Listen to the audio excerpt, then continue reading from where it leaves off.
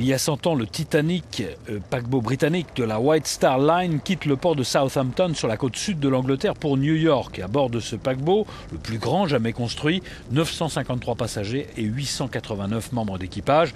Nous sommes le 10 avril 1912, un peu après-midi. Aux commandes, le capitaine Edward J. Smith, surnommé le capitaine des millionnaires. Le Titanic est en effet très luxueux. Les 1700 passagers de première classe ont payé leur billet, l'équivalent de 1700 €. Les émigrants de troisième classe ont payé le leur entre 170 et 450 €. Le Titanic est pourvu de 16 compartiments étanches qui doivent servir à le protéger des avaries importantes.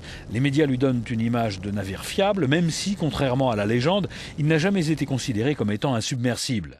Pour ce voyage inaugural, le Titanic s'arrête à Cherbourg, de l'autre côté de la Manche, pour embarquer 274 autres passagers.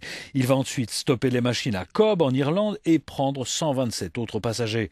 Après 1500 000 marins, le 14 avril, le Titanic reçoit de nombreux messages lui signalant la présence d'icebergs près de Terre-Neuve.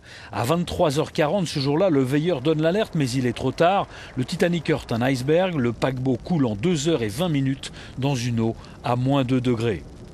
Malgré les SOS reçus par les navires aux alentours, 1517 personnes périssent. Le nombre de canots de sauvetage du Titanic s'est avéré insuffisant. 328 corps seront repêchés par les bateaux partis du port canadien de Halifax. Dans le même temps, le Carpathia, un paquebot britannique, recueille les 711 survivants et les achemine à New York. 76% des hommes d'équipage ont péri dans le naufrage et sur les 710 passagers de troisième classe, 174 seulement ont survécu. Des heures durant, les familles des passagers feront le siège des bureaux new-yorkais de l'armateur White Star Line pour obtenir des informations. Aujourd'hui, la probabilité de heurter un iceberg est de 1 sur 2000. Au moment de la catastrophe en avril 2012, le risque était 2 fois plus élevé. L'épave du Titanic sera retrouvée en 1985 à 600 km au sud-est de Terre-Neuve par 3800 mètres de fond.